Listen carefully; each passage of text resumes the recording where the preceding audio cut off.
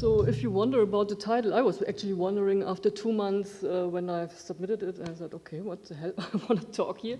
But the point is that I want to address the problem that we have geochemical models and we have geodynamical models, and they are very difficult to combine and to get a unique story from both models. And that's the title behind it. And start with the geochemical models.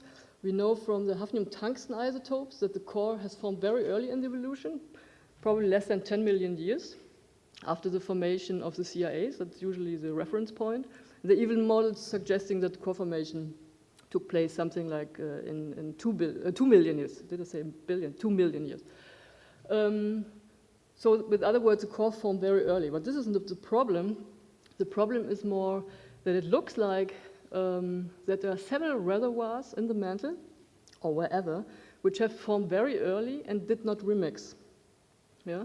So we have a large spatial separation and probably inefficient mantle convection, which could account for the reservoir preservation. And this looks to be incompatible with mantle convection, which shows more, or which assumes is much more vigorous. And here is kind of an artistic view how these reservoirs could look like. That's from Papak et al. From 2009. I mean, we don't know exactly what is the size of the reservoirs. We don't know where they are located. But obviously, there seems to be some reservoirs which have formed very early and, as I said, remained stable and did not remix. So if you look now in the literature of people like me doing geodynamical models, we usually assume the matter is homogeneous and evolves with time, which is totally incompatible with what geochemists say. And as I said, most models just assume a homogeneous mantle, try, for instance, to explain the crustal dichotomy of Mars, or try to explain the volcanic evolution by having focusing of the volcanic activity in two regions, which is Tharsis and Elysium. But again, we have a homogeneous mantle which evolves with time. And to address that in a more plastic way, here is one model. On the left side, you see the depletion. Depletion means when you partially melt the mantle, produce a crust, you deplete the mantle. And on the right side, you see the temperature distribution. And you see now an evolution of a mantle with time. Probably let go through twice. The white stuff here is partial melt. Let's see.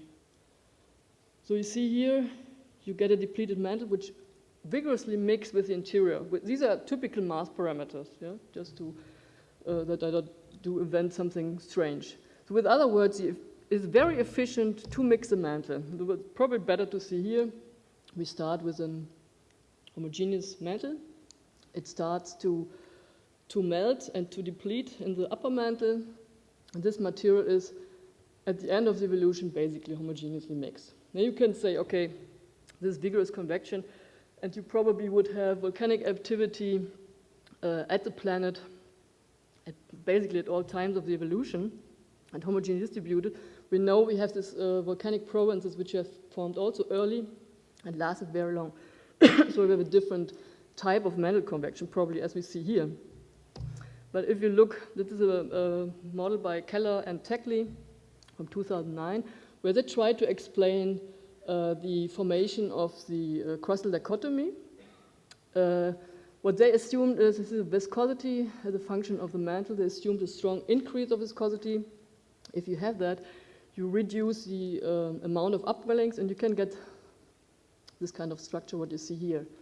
But even with this kind of model, yeah, where you have low degree convection, you see, probably it's difficult to see here, but after 1 billion years, so here's a composition, also as a function of depth. After 1 billion years, they have efficiently mixed the interior, and there is no reservoir, yeah, to explain, or a remaining reservoir to explain the geochemical models. So we are at the point now to think of an alternative. And there are actually two, and that's what I'm going to present you. Most geochemists like the idea that we had a magma ocean, was crystallized, and we had a magma ocean overturn, and can then explain reservoirs and the geochemical signature. There's an alternative, which I show you, that you have partial melting and mantle differentiation, what I've shown you before, but where you consider that when you produce partial melt, the density of the mantle changes. It does not, in the other, what I've shown you before, the density of the mantle remains the same, but when you deplete the mantle and produce crustal crust, the depleted mantle has a lower density, which is important to consider. But first, come back to the magma ocean overturn, as I said, which is the preferred model from the geochemist. So the magma ocean crystallization works like that you assume a global magma ocean here, and for simplicity. You start out freezing deep down because the temperature hits the solidus or the liquidus temperature at the core mantle boundary. So you form crystals which sink down, and you have a strongly convecting upper liquid part. And depending on the atmosphere, if you have high temperature or low temperature and efficiency of degassing, the total cooling of a magma ocean depends, lasts from a few millions to 100 million years. Yeah?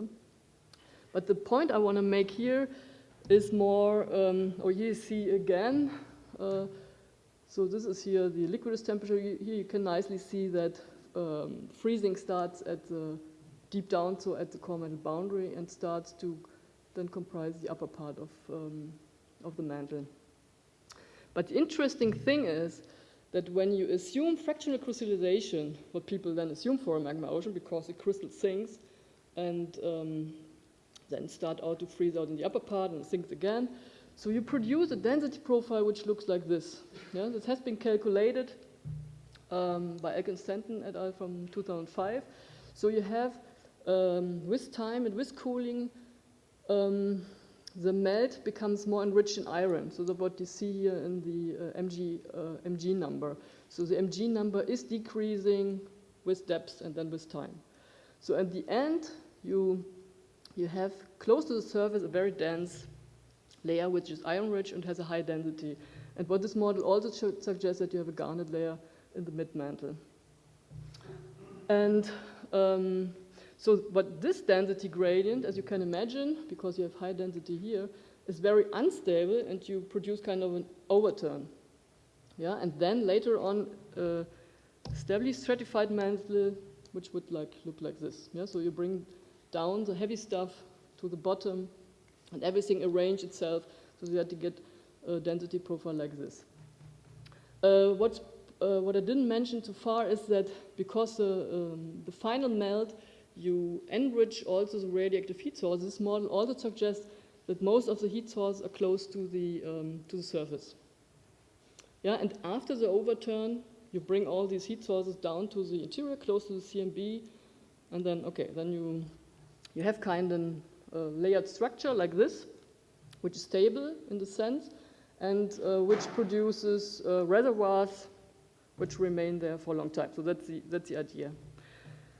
And you can imagine this has important consequences for the mantle dynamics and for the evolution of a planet, in this case for Mars. And we have tested now this scenario, and we looked first for the overturn style, because in the previous models they have assumed that everything turns over, including surface. We want to address whether there are reservoir formation. You can imagine it's probably easy to do. And we want to address the question, what is the subsequent evolution of the Martian mantle when you had this overturn? Just short to show you some equations which are behind these models I'll show you later.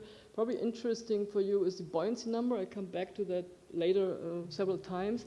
So this describes basically the density difference of the chemical composition divided by the density difference you get by thermal changes. Yeah? So the larger B, the more the chemical gradient describes the system, and the smaller, it's more the thermal convection which drives the convection. Okay, so to understand now the physics of that process, of the overturn, I show you first some very simple models where we assumed a Cartesian mantle, which is not the case, you can imagine, but to understand all these processes, it's probably easier to start with that. So what we did is, we have a system where we look, either it's heated from within or from below, yeah, to extreme. We choose initial temperature profile at the solidus of peridotite, which is given here, that's the temperature profile then, and an upper thermal boundary layer to start with. We assume that the present day temperature is something like 250 Kelvin. What's important is that we have an unstable but linear composition, which is shown here. So we have a high density at the top and the low density at the bottom. And then what we vary is the delta rho from the surface to the bottom, to these values here, from 30 to 300 kilogram per cubic meter. We also use different Rayleigh numbers. Rayleigh number describes how efficient the convection in the system is at a reference temperature of 1600 Kelvin and 3 gigapascal. So these are now detailed, but just to let you know. And what we also consider different approaches how to model the viscosity. First, a constant viscosity, a temperature-dependent viscosity, and a temperature and stress-dependent viscosity. This is basically when you want to model kind of plate-like convection. If the convective stress is stronger than the yield stress of the lithosphere, you can basically break the lithosphere and bring material down. Yeah? So that's important to consider as well. So here you see the setup, the depth and the composition, what I've mentioned before. So the light material is at the bottom and the dense material is at the top. And so different what we have seen in previous models who studied that already, we see when you use a temperature-dependent viscosity for realistic activation energy and so on, that you have actually a stagnant lid on top, and the convection or the overturn is below the lid, what you can see here. And if you use constant viscosity, you can imagine, so if you do not consider that you have a formation, maybe I should address to those who are not familiar with convection models. If you use a temperature-dependent viscosity, what usually happens, you form a stagnant lid on top because it's cold and it's very stiff. Yeah? And when you assume a temperature, just a constant viscosity, you can imagine all has a low viscosity and it's easy for the material to sink down and to convect then. Nevertheless, if you introduce now the yield stress so that you can break the surface, what we observe then, which is probably obvious, here is the buoyancy number as a function of the yield stress. This is non-dimensional and this is a dimensional yield stress. So to understand that figure now, with increasing buoyancy number, I said, then you have a larger density gradient from surface to the bottom. So you have dense material at the surface, basically. So to read that figure here, assuming your upper layer has a certain yield stress, so it's resistant to certain yield stress, let's assume now 120 megapascal. So for a low buoyancy number, so where you have a low density gradient, you wouldn't get surface mobilization. Yeah? But the larger the buoyancy number is, so the higher the density at the top, basically, the easier it is to break for the plate to sink down. I think that should be clear. It's probably easy to imagine. This figure has been done now for the Cartesian model. I can tell you already at this point, if we use the more realistic density profile, it's not that easy. We will later see that even we have a very dense material at the surface, it's basically, for realistic parameters, I say impossible to sink down. So we would always have a dense layer at the surface of Mars, which is not able to sink down. But nevertheless, we have the trade-off. Yeah? So the larger the buoyancy number, so the larger the density gradient, the easier it is basically to have kind of plate tectonic or surface mobilization. Okay, what we see here now is the reservoir stability or the mixing time scaling. So here is the mixing time. Again, here is non-dimensional, and here it's dimensional. So this line here would be the after 4.5 billion years. And this is 30 giga years, so much older than, I think, much older than, well, it's older at the solar system. And here we have the buoyancy number. So the mixing time scales basically exponentially with the buoyancy number. That means the larger the buoyancy number, you basically need endless time to mix your reservoir. Yeah? So the larger the density difference in your system, you can't really mix the material. So for low buoyancy number, it's easier to mix and to mix it more or less rapidly. And there's a difference between this, whether you have a stagnant lid and the overturn and the convection below, or whether you have a mobile lid. So for mobile lid, mixing is much more efficient than it is for stagnant lid. And what's also interesting is that the internal heated system, in comparison to those which are heated from below, they have much longer mixing times, and complete mixing occurs only for the smallest value of B, which is something like that the delta rho is smaller than 60 kilogram per cubic meter. Just to give you the number later, we bring it better in a context. What does it mean for Mars? That also means that for one planet like Mars, it's actually very difficult to raise chemical heterogeneities, which is good,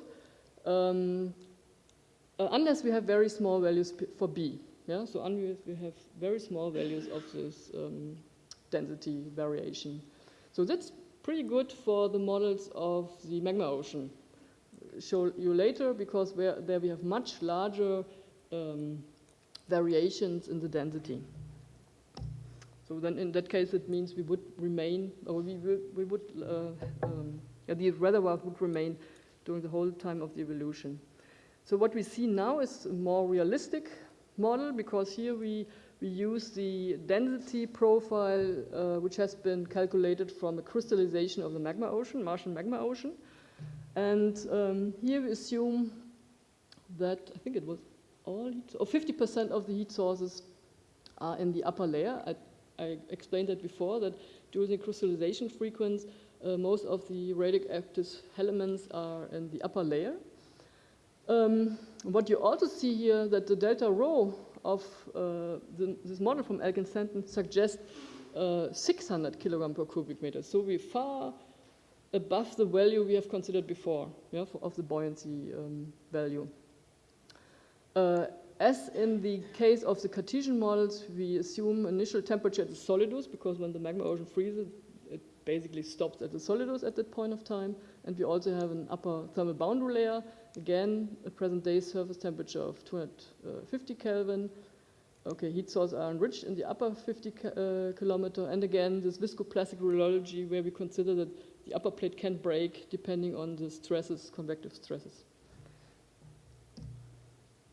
I should mention the profile here does not consider the phase transition. Yeah, we know at a certain depth of the Martian mantle we have a phase transition, and we consider that we have then gamma olivine and majorite, so we have a different density profile considering the phase transition, as I said before.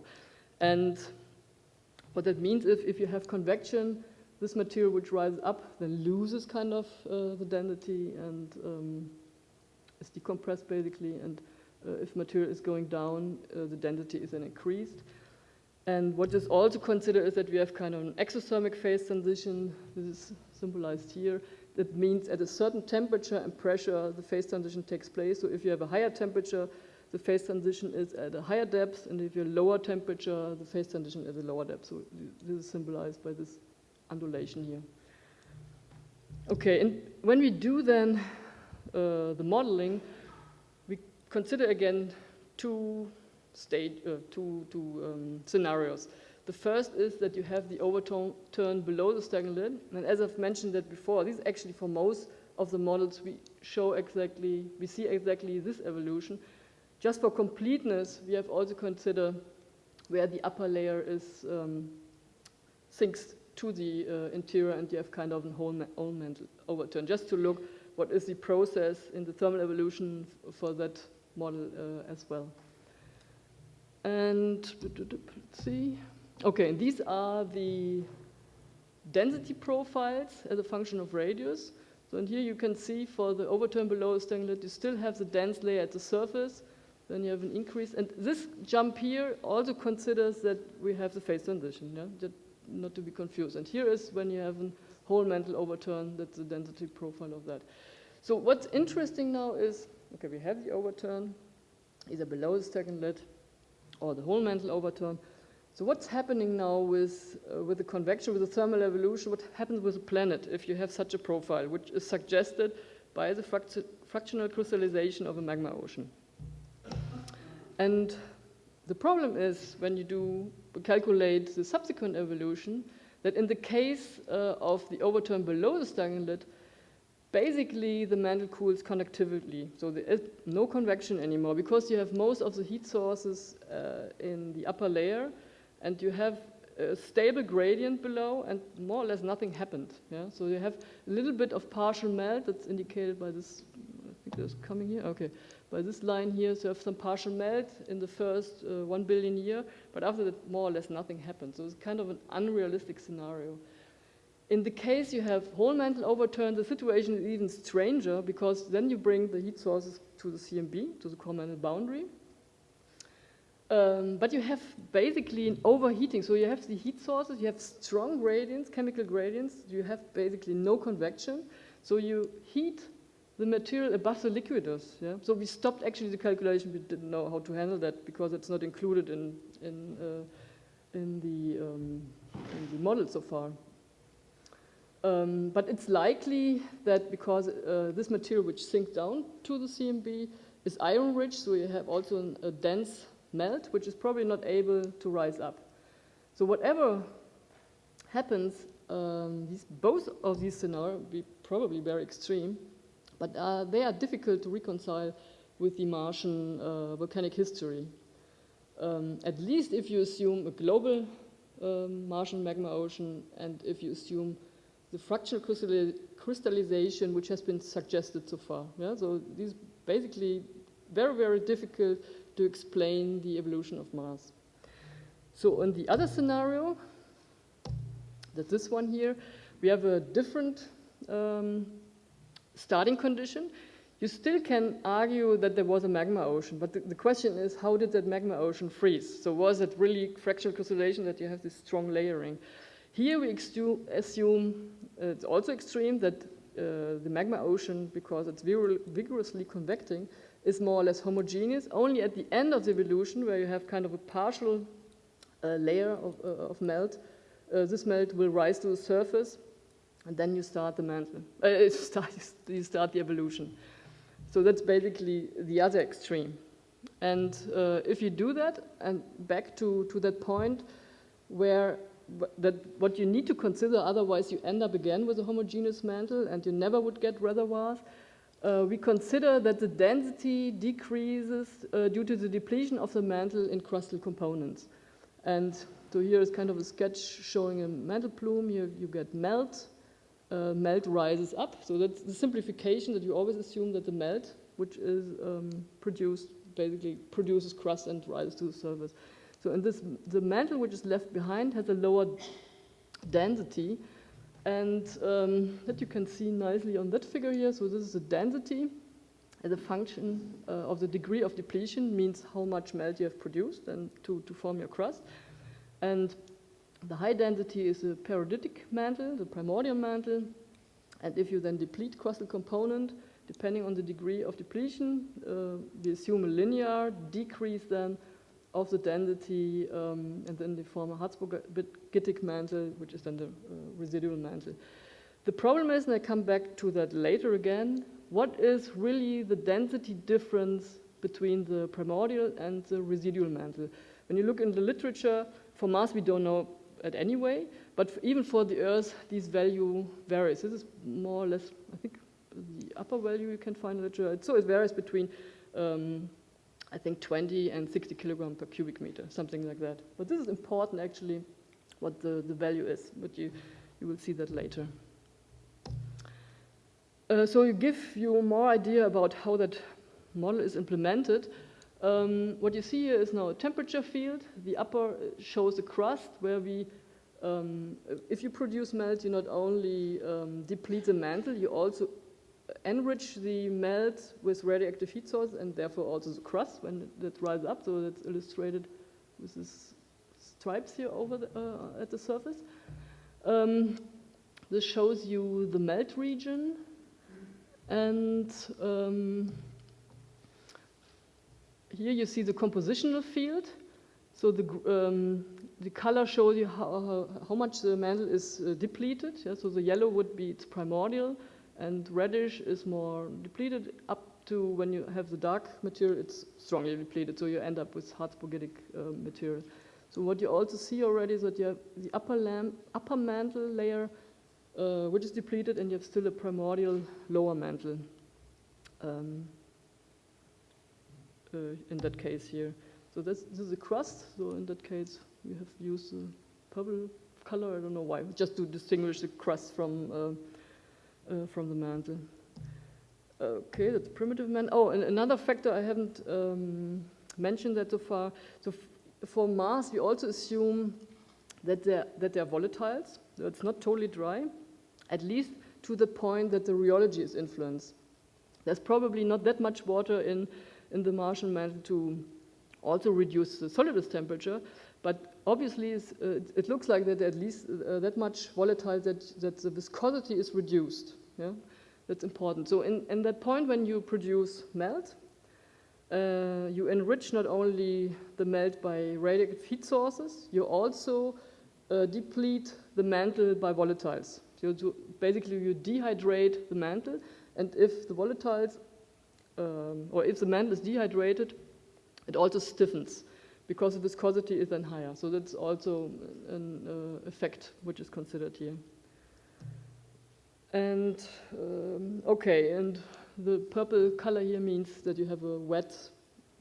Wet doesn't really mean it's full of water, just in comparison to the upper mantle here, it's a wet mantle. And okay, for the simulation, we use kind of tracer particles which then carry the particles, the density, the water concentration, heat sources, and also thermal conductivity, because usually the crust has a lower thermal conductivity, so that's is taken into account. Okay, what does that mean now? If you look for a scenario which considers all these kind of effects. Basically, as you've seen already, we get kind of two-layered convection. We don't get large-scale full mantle convection, we get two-layered convection because we deplete the upper mantle, which has a lower density, and you have kind of separate convection, well, it's probably difficult to see here, separate convection in that depleted layer, which with time depletes even more, and the thickness, and this depends on the density gradient, is either thick or is thin. I'll show you later how that depends on the value.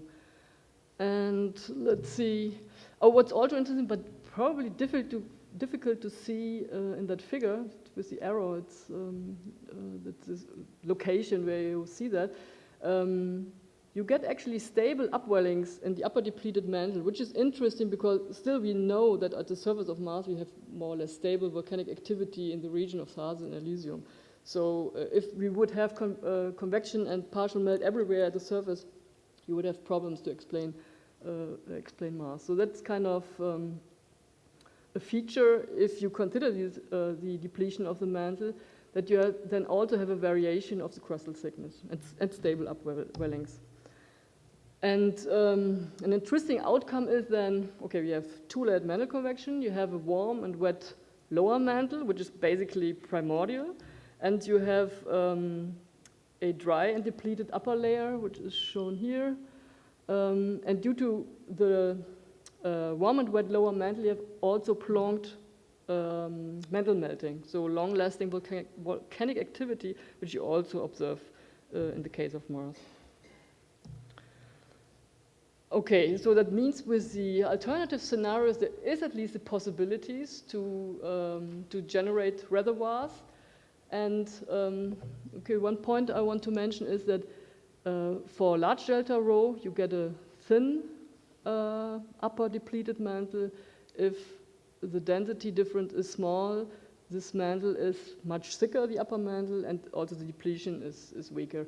And if delta rho is it's something like 20 kilogram per cubic meter, so in the very low end, you basically have a homogeneous mantle. Yeah? So you need to have at least a certain depletion or density variation to get this kind of scenario. And these scenarios that are formed, they change with time. And okay, what I said already, depending on the density difference between the primordial and the depleted mantle. And this scenario is basically, well, it's more or less similar to what has been suggested in a paper by Walter and McSween, where they also try to explain the Shorgatites, that they come from a lower, probably wet mantle,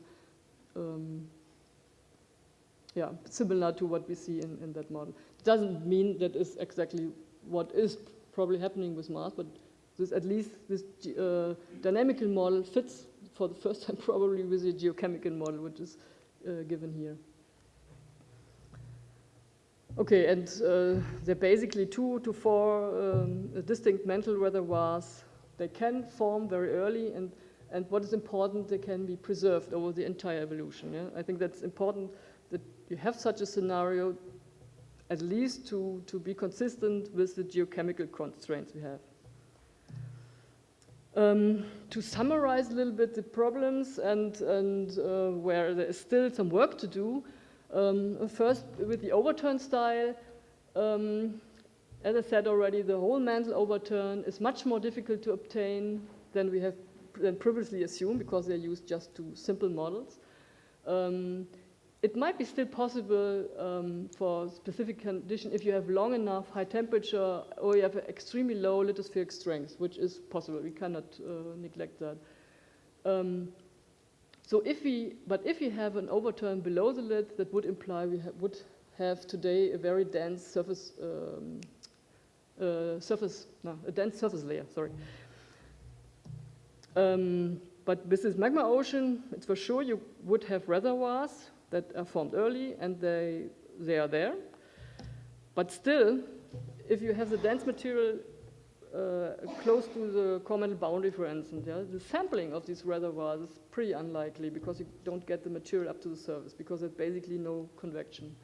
And also the problem is the long-standing volcanic activity, as it is expected from Mars, seems to be difficult to explain. And I should mention there's a work by Scheinberg et al. From this year. They're a little bit in contrast with our study, but there are several limitations in their model. I don't want to go into detail, but just to mention that work here, that point. For the alternative scenario, okay, we get several reservoirs that form, and they can be preserved over the entire evolution, okay. It's not clear whether that's compatible with the NC isotopic characteristic. That needs to be tested. And is there really a 2-layered mantle? I don't know, maybe we can hear later from Bruce whether that's possible or not. That would be nice if we could see something like that. Nevertheless, we need some future work. And to better understand the evolution, in particular the differentiation, first thing is to see what is, if we have Martian mantle material and we deplete that, melt that, what is the density variation in that when you have melting? Yeah? That would be something interesting to study. And going back to the magma ocean, it's very important to see what is really this solidification of a magma ocean. What is the distribution of density, composition of temperature? These models, they exist so far, are very simple, so that needs to be studied. And it's also not clear whether there was a global magma ocean or there are some magma ponds, then also the situation would change. What is the depth of a potential magma ocean? And also the role of a primordial atmosphere, the surface temperature. I addressed it only shortly, that depending on the surface temperature, can have more easily an overturn or not. So that's something also what needs to be studied. And then I'm done. Thank you.